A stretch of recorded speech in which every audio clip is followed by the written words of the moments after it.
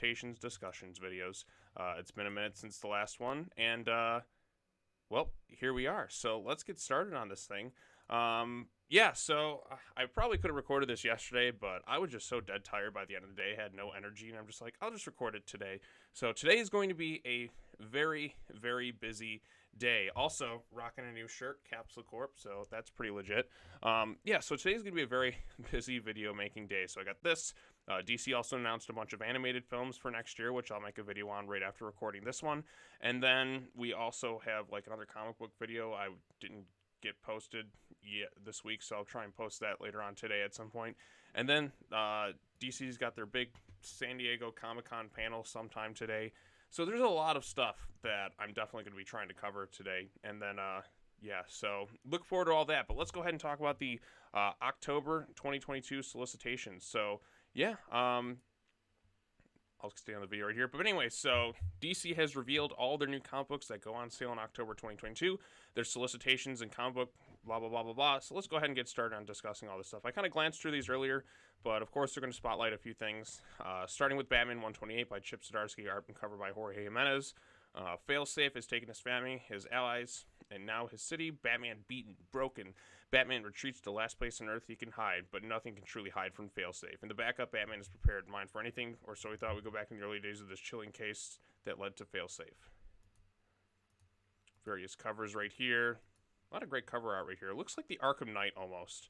You know what I mean? Just the Arkham Knight with just like a blank face right here. So, The Riddler, Year One by Paul Dano. So yes, Paul Dano played Edward Nashton, or a.k.a. The Riddler. I don't know, is it Nashton or Nigma? I feel like they change it all the time. But basically, he played him in the movie, so he's writing a 6-issue prequel story about this. As depicted in McRee's hit movie The Batman, the Riddler wasn't simply an amusing eccentric with an affinity for wordplay and baffling clues, but as a terrifying villain as any in the annals of the Dark Knight. Here you can see Edward Nashton evolve into the menace known as Riddler. How did an unknown forensic accountant uncover the dark secret of Gotham's underworld and come so close to bringing down the entire city? The 6-issue miniseries, an immediate prequel to The Batman. The detailed, disturbing, yet at times shocking story of the man with nothing to lose. So you got that going on here. Paul Dano writing it should be interesting. And like I said, Paul Dano was great in the movie. I still wasn't a huge fan of this getup for the Riddler. I'm glad that we don't have to deal with this anymore. We can just get him maybe in like a classic suit or something. But performance-wise, he was great. Next up, we have Batman One Bad Day, Penguin #1. So yeah, they're going through this thing with all the various Batman villains who've had like this whole one bad day thing. Also, didn't Penguin just get killed in like the pages of Batman? So I don't know. The Penguin's criminal enterprise and the Iceberg Lounge have been stolen from underneath him by his former associate, the Umbrella Man. Blah blah blah blah blah. So this is by John Ridley. Okay, so there you go. John Ridley writing it. I haven't really been a fan of John Ridley's comic book writing. So there you go. Could be good. Let's see what happens.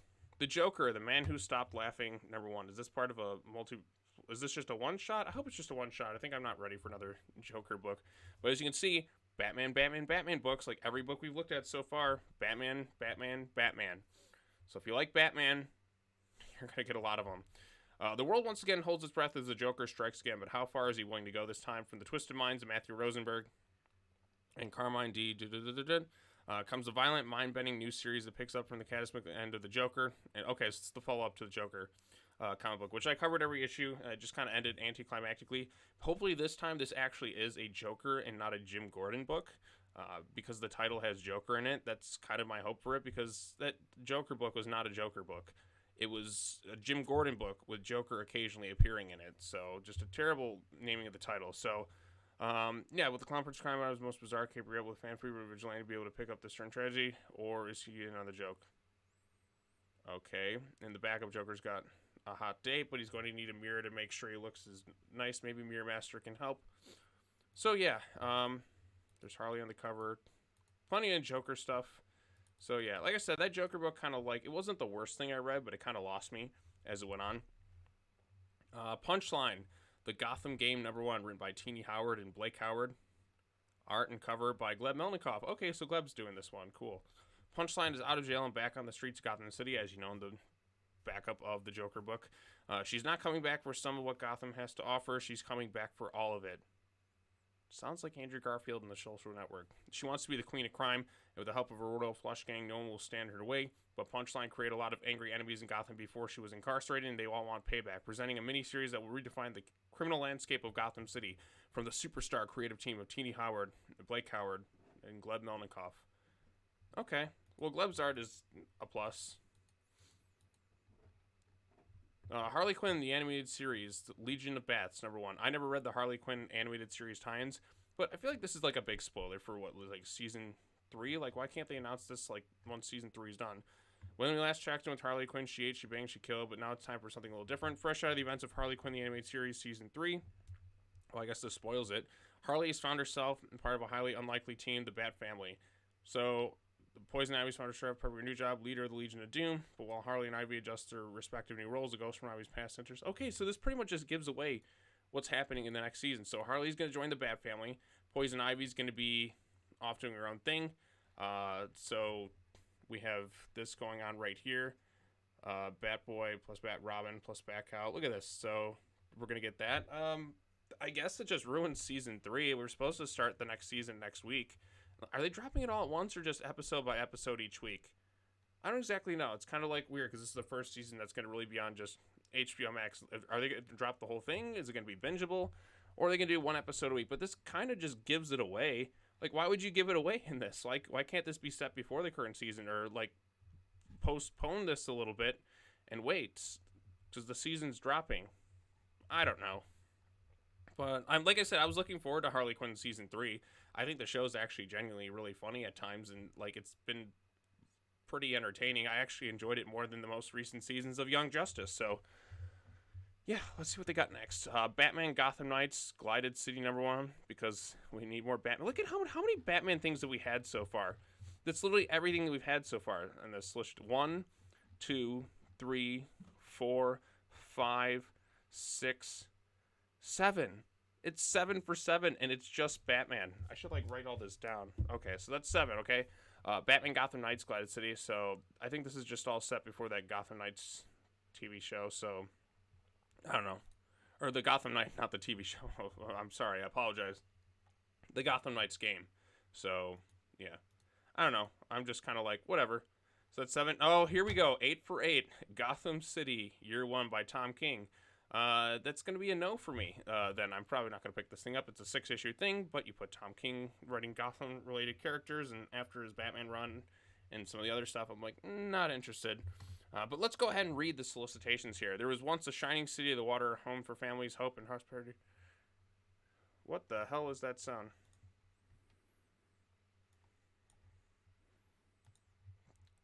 God, it's like, what the hell was that? Like, I had like some weird ad playing on this stupid site. So that's the only issue I have. Like, the site's ads and that. Like, I didn't even click on anything, and it just started playing. That was weird. I don't know if you'll hear it in the video, but like I said, that just kind of happened. So yeah, Gotham City Year 1. Basically, this is about to change, blah, blah. This, the origin of Gotham City and how it became the cesspool of violence, corruption, yada, yada, yada. This is before Batman and all that. So, look forward to that. Okay, Batman Incorporated, #1. This is like 9 of 9 when it comes to Batman stuff. This is insane. It's all been Batman-related stuff. Like, in some way, it's just been Batman-related. We're 9 for 9 in the solicitations, and it's just been Batman-related. Oh, my God. Yeah, so Batman Incorporated, #1. I remember this was set up in that annual where it was Ghostmaker and Clown Hunter and setting up, like, him taking over Batman Incorporated because Bruce don't have no money. So, yeah. From the pages of Batman comes an all-new exciting adventure for Ghostmaker and his Batman Incorporated team. The team's trust and detective skills are immediately put to test when someone from Ghostmaker and Batman's recent past is brutally murdered. Is this an isolated event sending a message to the two, or is this the start of something dark and more sinister? Hints, it's sinister and dark. Ed Brisson and all that are taking over. Got some characters here. Now, in terms of this, I actually didn't mind the annual so much. And I'm not huge a fan of, like, Clown Hunter, but, you know, they did something that kind of made it, and same with Ghostmaker, but they did something here that kind of made it work with their dynamic playing off each other. Almost like him being kind of like a Johnny Lawrence from, like, Cobra Kai, and him being, like, I don't know, like Miguel or something like that, where they're just kind of playing off each other like that. I think you have something that could work with that. But we're getting Batman Incorporated. It's going to be another Batman title. And so yeah, we got that. Well, here we go. Once again, another Batman-related title. Just change it to Batman Comics at this point. I mean, I love Batman. I love the Bat family. But my God, this is just another one. Holy shit. I'm not going to read this. GCPD, The Blue Wall, #1. Written by John Ridley. Still relatively early in her tenure as GCPD Commissioner, Ray Montano sets out a regular department to restore public faith in this historically troubled PD during some of the worst conditions it's ever seen. But Renee can't do it alone. For her plan to work, everyone from the topmost officials all the way down to the most must be content with the harsh realities of being a symbol of law and order and city of superpowered saviors and super blah blah blah. DC is proud to present GCPD The Blue Wall, the Stellar Academy Award-winning John Ridley. Just because you can write movies does not mean you can write comics very good, as we've come to find in some of John Ridley's comic book stuff. So I haven't really been too huge a fan of it. That's one of the reasons I dropped I Am Batman. Here we go. Dark Crisis on Infinite Earths. That's right. DC, I didn't mention this.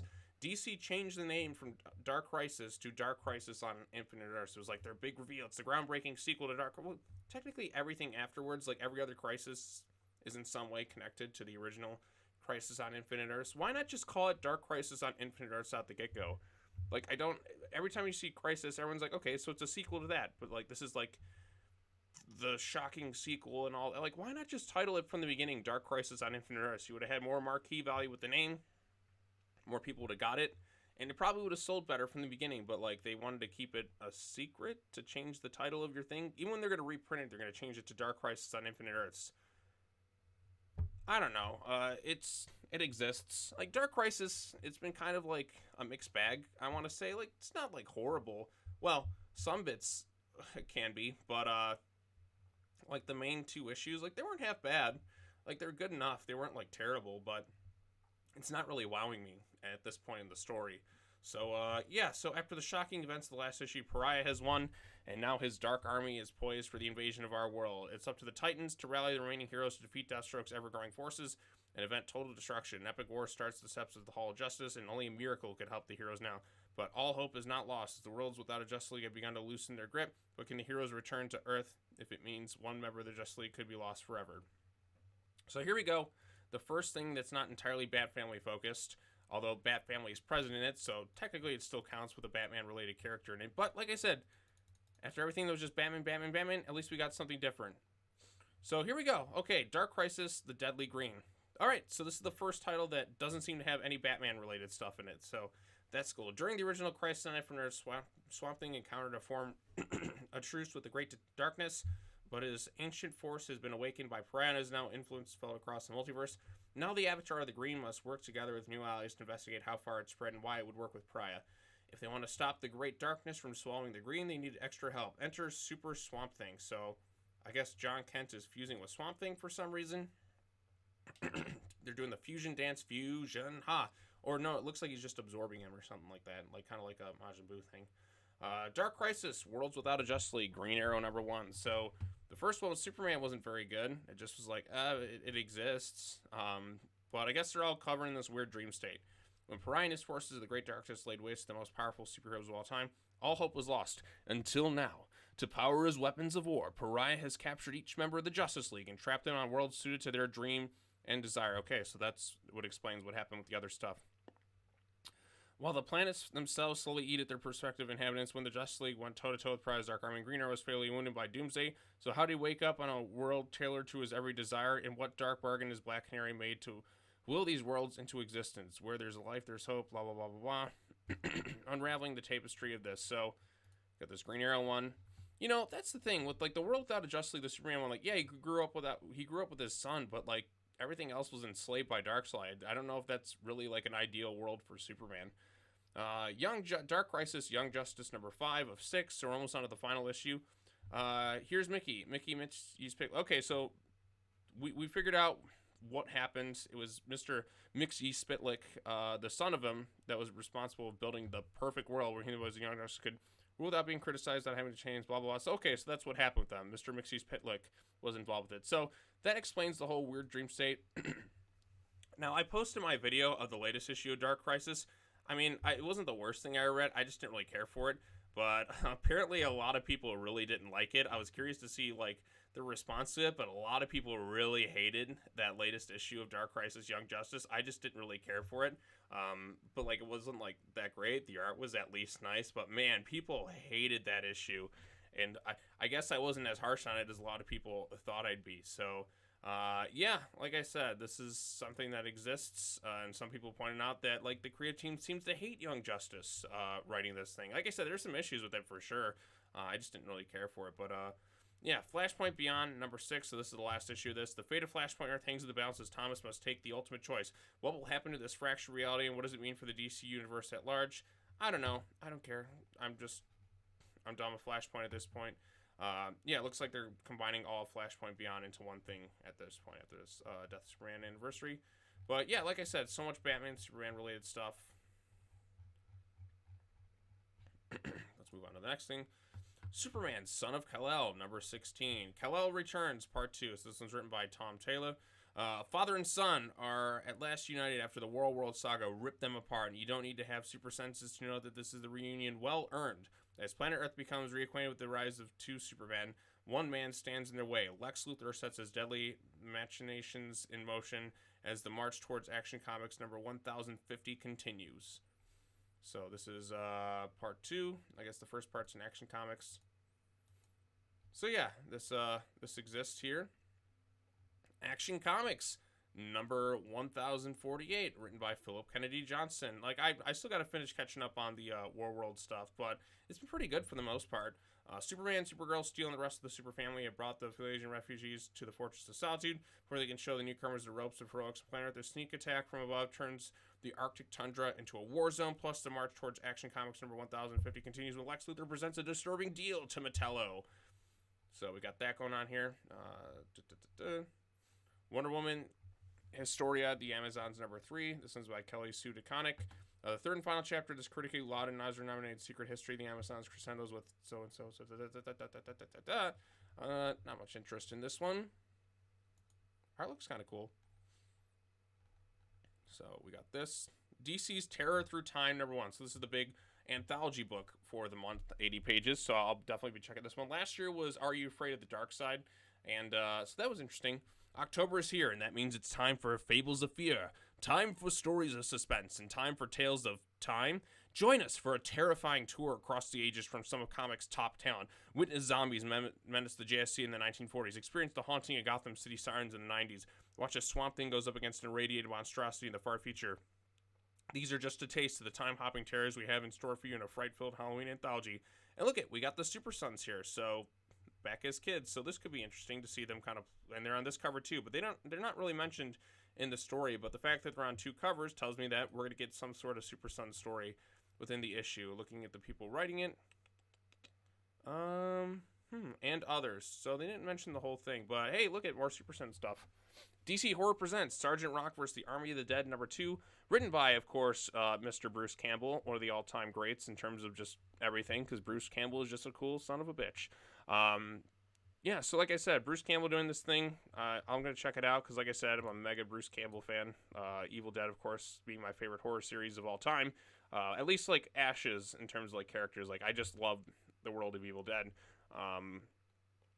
Bruce Campbell is just a legend. So, here we go. Deceased, War of the Undead Gods #3. It looks like with this DC series, they're not doing any real spin-offs, which I'm kind of surprised, given the fact that, like, the last 2 DC series we had like some sort of spin-off in regards to it. Looks like they're just kind of staying focused on this thing, so that's cool. It's written by Tom Taylor, of course. Tom Taylor, for whatever reason, he writes his Elseworld stuff really good, but then when it comes to the main universe, it feels like he drags his feet so much because I don't know if it's because he's so used to like having to like do a self-contained story and he has to do, but in like this case it feels like there's so much padding with like his other stuff that just takes forever to finish an arc. So yeah, let's hope that Deceased 3 is pretty good. Deceased 1 is really good. Deceased 2 is not quite as good. Hope at World's End was a lot better, and like Unkillables was better than Deceased Dead Planet. But I'm hoping that this one like concludes the story in a meaningful way. As a warrior princess is mourned on Themyscira, an old god comes to warn of the threat of the new gods. Meanwhile, across the stars, Am Strange fights the unthinkable, and the main man himself, Lobo, tears his way into Deceased. New battle lines are drawn as the anti-living spread across the universe. So we got that coming out here. Look at that. There's the Super Sons grown up. A lot of cool covers, and there's Cassie. And next up, we have Static Shadows of Dakota #1. I watched the Static Shock TV show. I haven't really read any of the new Static Shock comics, but they're out there. Static is back, though Virgil and his friends might have been able to stop the government's off-the-books prison operations in Dakota. A powerful new threat lurks in the shadows. The mysterious Iman is cutting bloody swath from the underworld on a single mind quest to find his brother. Against the backdrop of exploding violence, innocent people are finding themselves in the crossfire. The breakout creative team of Static's right life, all the K. So Static Shock stuff. So if you're looking forward to that, you got Static Shock stuff. Okay, here's a big one. This is like a major spoiler that they give away in this thing. As I was reading, like, wait a minute, what? It confirms the theory that I had about Batman versus Robin.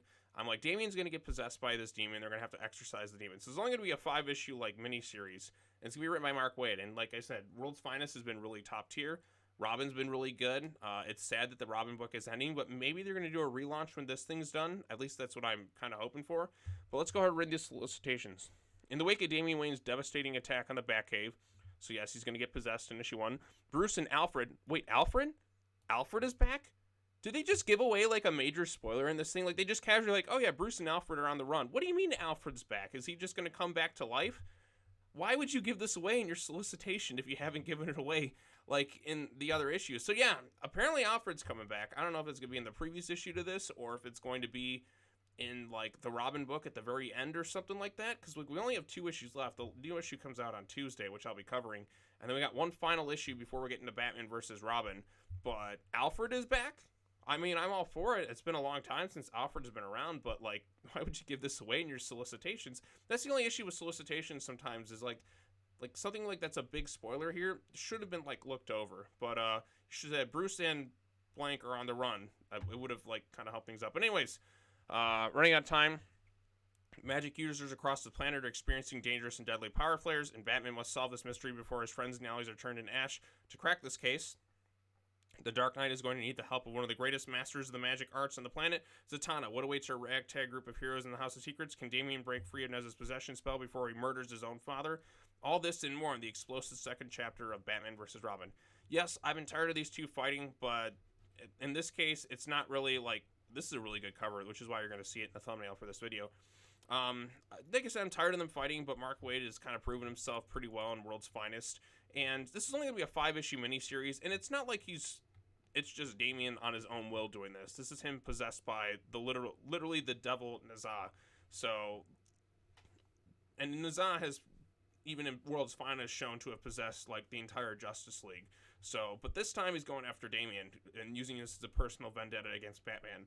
I don't know what's going to happen in this thing. I know we got Dark Crisis coming up, and it looks like Damian's okay in that. So I think he's going to make it out of this thing all right.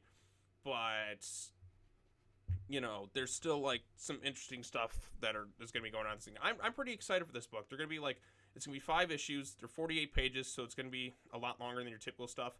And it's not going to drag on for way too long. That's the thing I liked about World's Finest. Like, every issue has, like, moved at a pretty, like, good pace. It doesn't feel like the story's really dragging its feet.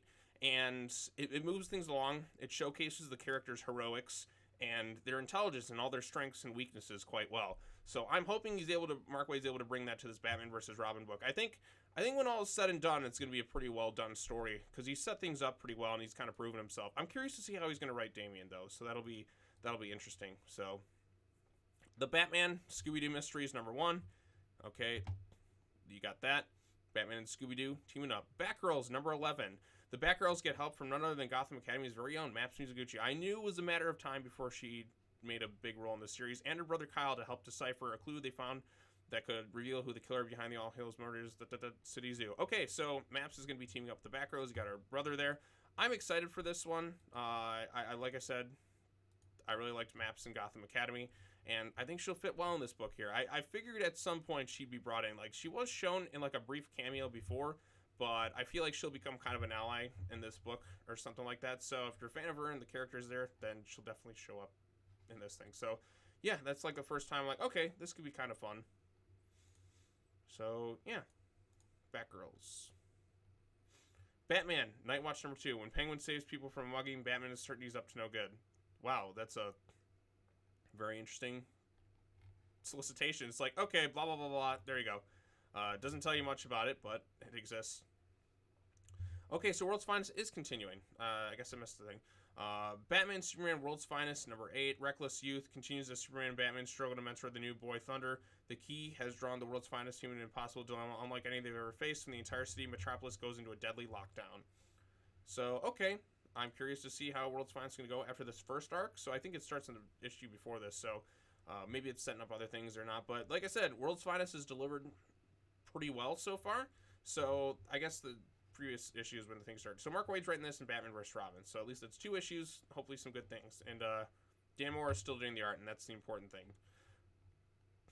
Batman Beyond, The White Knight. I have not watched, or I'm sorry, watched. I have not read any of like Batman the White Knight or anything like that in terms of DC Comics, so I don't know if it's any good or not.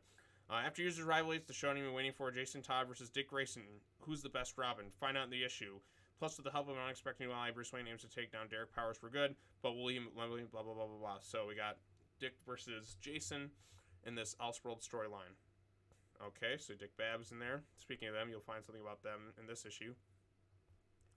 Batman Fortress, number 6 by Gary Whitta. I haven't read any of this at all. Having finally located this fortress altitude, Batman is easy. That is steadily... Okay, so we got that. Okay, Batman Fortress. Looks like you got Jackson Hyde in that. And some other characters sprinkled in throughout this book. Batman The Audio Adventures, number 2, issue 2 of 7. I haven't read the audio or listened to the audio adventures at all, so I don't know how it holds up or not, but this is just a continuation of that. It has Ra's al Ghul and all that, so look forward to that. Batman The Knight, number 10. Final issue by Chip Zdarsky. Bruce Wayne's worldwide journey has reached its conclusion. He's ready for the brutal final exam. The acclaimed series comes to a shocking climactic end as the young Dark Knight is faced with the ultimate test. There we go. I've heard good things about it. Batman Urban Legends number 20. I'm surprised the series is still going on. I feel like it should kind of end at some point. Like, we have 20 issues of this, and we ended the Robin book too soon. That's a bummer. Jim Zub and Max Dunbar take the world of Batman, Monster Hunter. What is the Murder Club, and how are they going to rock Batman's world forever? The start of a 4-part epic... Okay, this is going to go on for a little bit longer. Joe Esposito and Chris Burns' epic Alfred saga draws to a close, and Nadia Shamas and Johnny Lindsay craft a deadly parenting short story starring Batman and Talia al Ghul battling for their soul of their son, Damian. Okay, so I don't know what that's going to be about or something like that. So if it's in continuity or not, I don't know. Urban Legends is just kind of like all over the place. So yeah, you got that. Then we got Black Adam number 5. We're probably going to get a new Black Adam trailer today. We're going to get the Shazam trailer, so I'll be making a video about that when that drops. Because like I said, it's Comic-Con day. Let me get a drink here.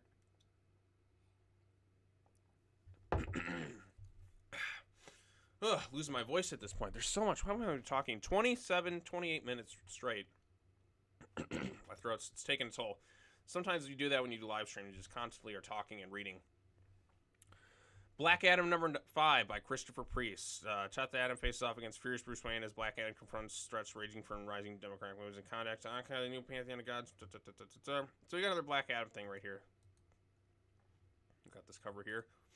This guy looks like Willem Dafoe a little bit.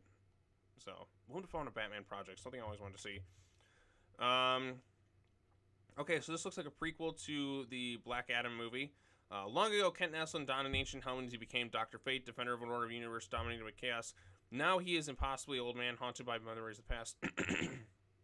With the now defunct Justice Society and by visions of an apocalyptic future, when a group of children unwillingly unleash an infernal menace on the earth, can Kent maintain his humanity while defending those who need him most? The road to Black Adam continues. Pierce Brosnan on a DC cover. Like, you got James Bond right here. So I'm excited for this. I feel like Pierce Brosnan is going to steal the show in the Black Adam movie. I'm calling it right now. He is going to be the standout as Dr. Fate. As soon as he was announced as Dr. Fate, I immediately like, that's a great casting choice. Like, I mean, that's an automatic win. So I'm really excited to see what Pierce Brosnan brings to the role of Dr. Fate. But that to me is pitch perfect casting for me. Like, I'm really excited to see that. So next up, Blood Syndicate Season 1, Number 6. Final issue in this series, which I have not read at all. Written by Jeffrey Thorne, art by this and this. Why Sun and Tech 9 thought they'd wear... Okay, there we go. You can read that if you want. Sometimes I skim over some of the stuff, because like I said, there's a lot of comics. Catwoman, number 48. Don't you just hate when your current and former lovers meet accidentally? Uh-oh. That's definitely the case here for Catwoman as Valmont and Batman cross paths. Is Batman jealous? Or just concerned that Selena is dating an international criminal who is also a murderer? There are some lines you just don't cross. Oh, you're one to talk, Batman. How many women have you hooked up that have killed people? Cat and the not so attention. Cat and not all attention is good attention. Okay, so there we go. I kind of dropped reading Catwoman. I may start to pick it up again just to kind of catch up before issue 50 because I just was like, I was covering it for the last couple, and then I kind of dropped it a few months ago. But I'll probably pick it back up and read it. DC versus Vampires number 10, which reminds me, I got to get that video out today. The war for Earth takes a decisive turn as the heroes prepare to strike back. Can Supergirl and her team in Australia escape to space? Will the Birds of Prey's infiltration of Gotham City go unnoticed by the Vampire King? Can Green Arrow save the human cattle from the blood farm? The shocking answers await. So we got Babs. Looks like we got Helena right there. We got Supergirl. And then we got, looks like the Vampire King, Dick Grayson. So some really cool cover arts. And I've enjoyed DC versus Vampires quite a bit. So it looks like All Out War is going to kind of conclude about the same time as the final issue of DC versus Vampires is. So 10 of 12. So I got to cover the first issue in this. So, with Baron Sinner's lieutenants kept occupied the months of diverse, the team attempts a daring raid on the blood farm to retrieve one person who can bring sunlight back to the world. However, they have not returned. Okay, so this is probably where they find Kara in that. So, the story. So you got Deathstroke and everybody. Like DC versus Vampires has been quite good, but now I feel like they're maybe overstuffing it with so many times in that, to where it's going to get confusing to read. Somebody's just going to try and pick it up. Like, oh, I missed this issue, so. Maybe they'll slow down. Maybe they're just going to have All Out War and then DC versus Vampires going forward. And I think they just had maybe 2 one-shots. And I think that should be kind of good. But we'll see. We'll see how it all turns out. DC Mech number 4, written by Kenny Porter. Darkseid's forces defeat the Justice Squadron and kill someone near dear to them. The heroes have to fix their mechs and their team morale in order to get back to the fight. But Superman is hiding in a town called Smallville, living a family called the Kents while trying to fix his mech.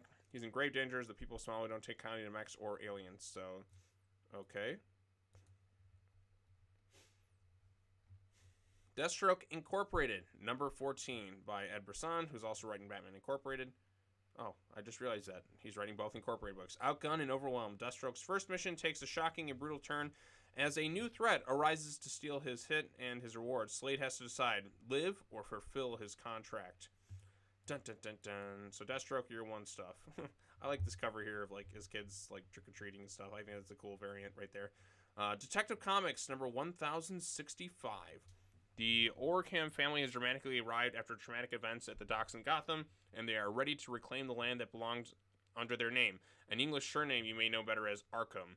As Bruce Wayne and the young Oregon Prince Arzin discuss how they both want to change Gotham for the better, it seems Batman and the Orkhams might have different ways to go about doing so. Okay, this is by Ram V. Art by Raphael Albuquerque, cover by Evan this. So, yeah, I'm curious to see what Ram V is going to bring to the table. Mr. Freeze and that are holding this. These are some interesting variant covers. I think we could get a pretty good story here, so we'll see what Ram V does. Duo number 6 of 6. In this climactic final issue written by Greg Peck, Kelly and David fight a war of 3 fronts. On one side, there's a Malevolent Memorials hungry for vengeance. On the other, there we go.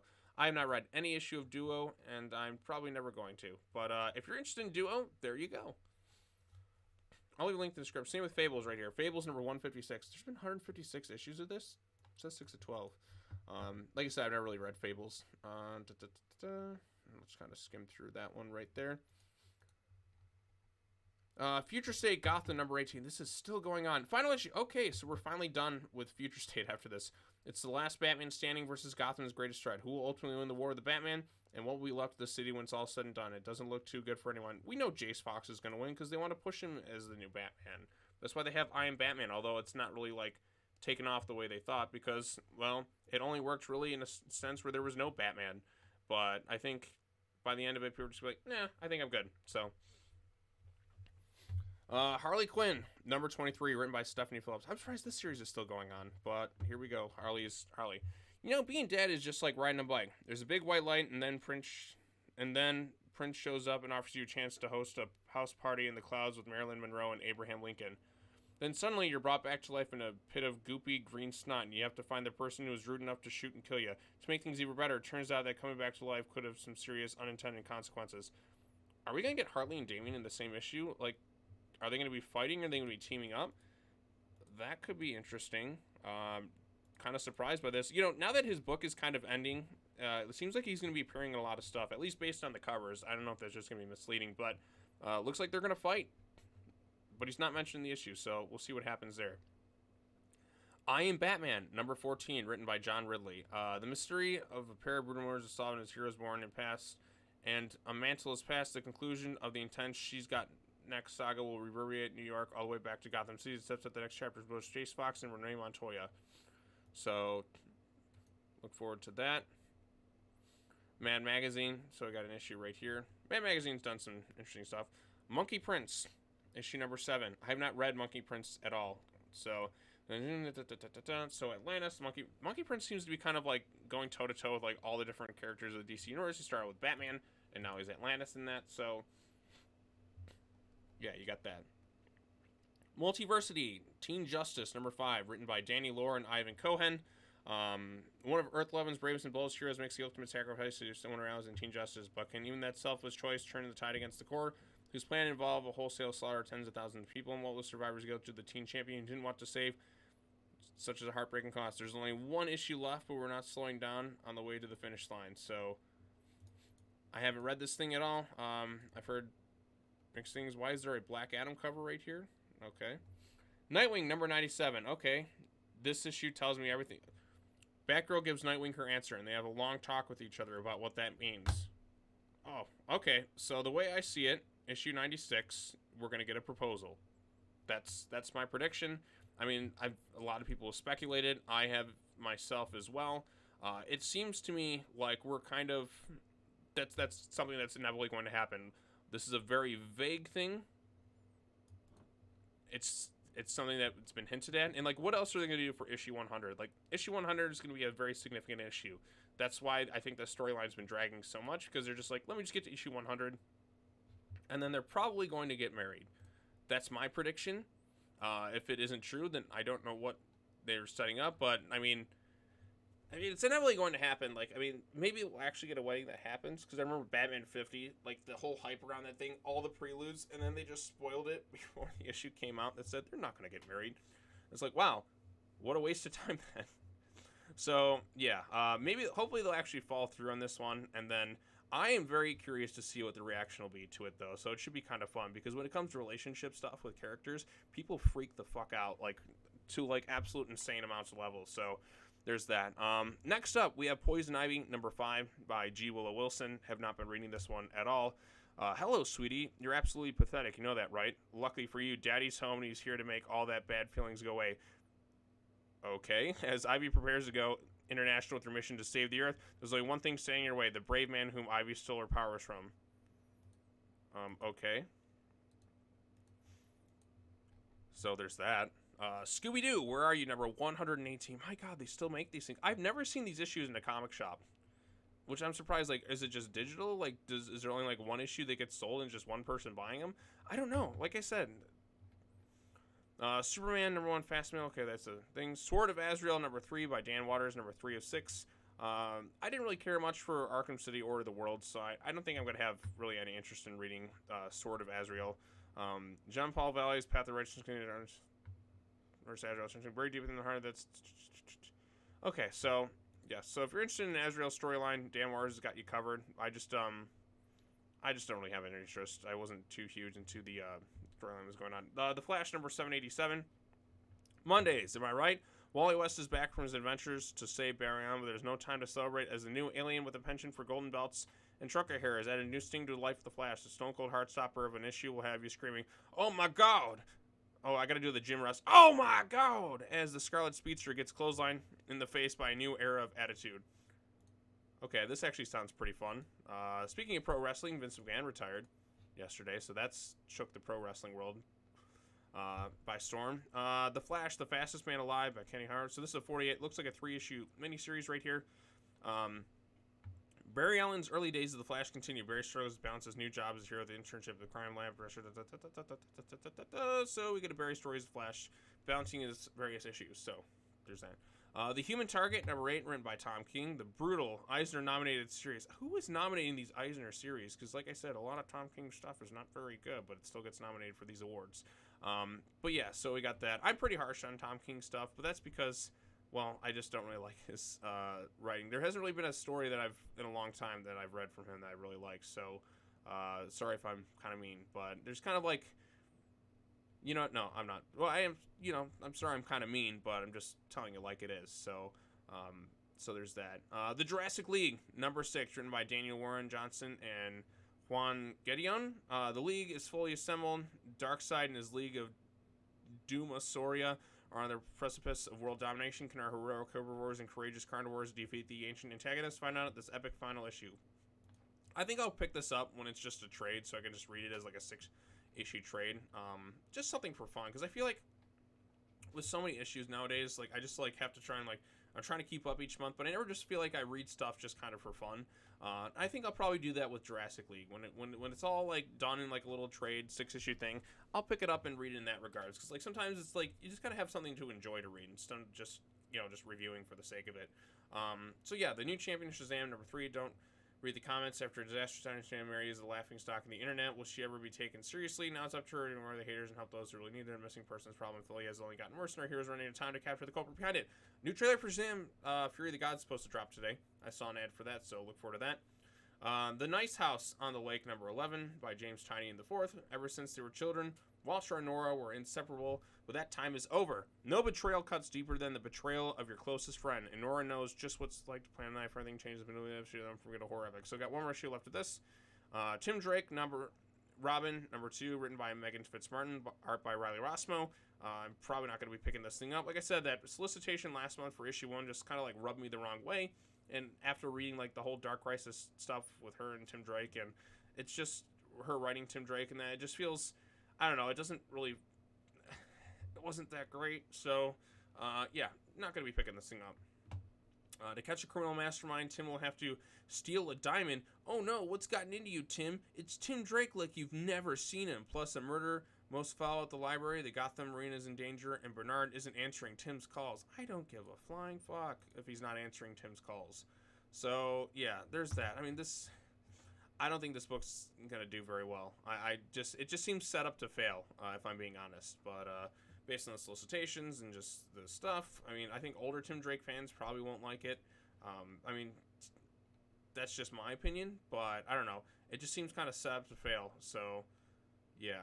And look at this cover. He looks like the goddamn Crimson Chin, so whatever.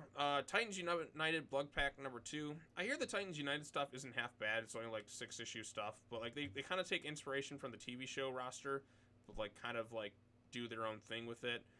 It's something. Tim Drake is having the worst day. Well, I mean, he probably just saw the solicitation for a solo book. First, he got brainwashed by the Fearsome Five. Then he woke up in a world turned upside down, a world ruled by the fanatical Church of the Raven. Now enemies have become allies, and the Titans are nowhere to be seen. Guest starring The Dark Knight. So it looks like there's Jinx, there's Raven. I guess this is Tim and all that. I don't know. We'll see how it all turns out. There's a cool cover of Starfire here. I like that cover right there. More Black Adam variants.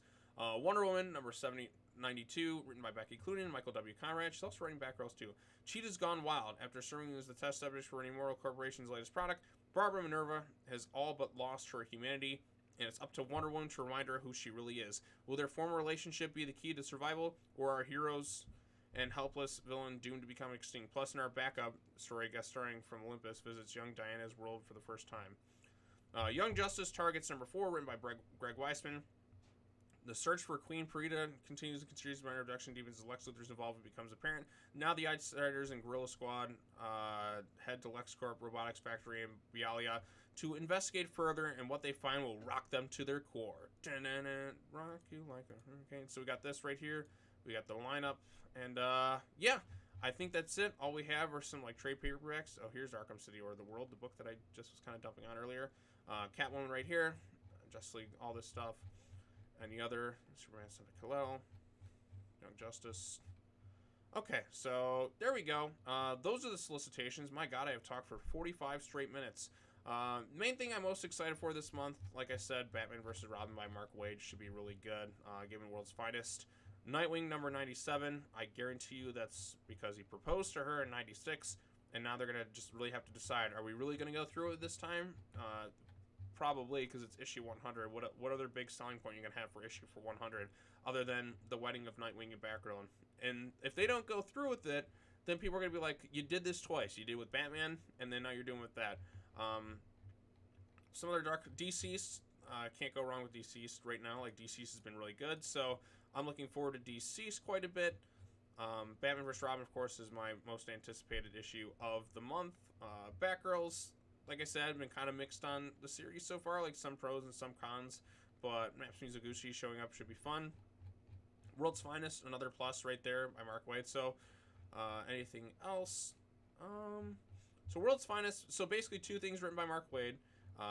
Batgirls could be kind of interesting depending on how it turns out. Nightwing, that's going to be an issue with that. DC versus Vampires. So, like I said, there's some pros here, but like I feel like I'm not like overtly excited for everything that's kind of happening. But I'm just, I'm kind of intrigued. Dark Crisis, we'll see how that turns out. Like, there hasn't been anything that's been like super wow factor with Dark Crisis right now, but like we'll see if it like improves. But like I said, there's an overwhelming majority of Batman stuff, like to an absolute insane amount. Like, I mean, God, like the first like 10 issues, didn't they all like involve Batman, the Bat Family, and all that? Batman by Chip Zdarsky, first issue was pretty decent, but wasn't like a wow factor issue. But like I said, I can't just expect everything to be a 10 out of 10 out the gate. So yeah, not sure what else I can add. There's another Joker thing going on, so yay. I don't know. It's just something. But anyways, I feel like I have rambled on long enough. You're probably sick of watching me in this video, so I'm going to take a quick breather, probably get some food in me, and then I'll be back to record a video on the upcoming animated DC stuff. So I'll be posting that. I'm going to try and post something else as well, like a comic book review. Then probably let my voice recover for a bit because it's going to be Comic-Con Day, and Comic-Con Day is just so many videos. So look forward to the onslaught of that. All right, well, that's all I got to say. If you have any questions or comments, post them down below. Let me know what you thought of this month's solicitations and if there's any particular issues that you are most excited for. So there's that. All right, well, I've rambled on long enough. As always, thank you so much for watching. Be sure to like this video, share it with friends, subscribe to the YouTube channel for more content. Come back next time. More stuff on the way. But as always, take care now. Bye-bye then, and I will see you all in the next video. Peace.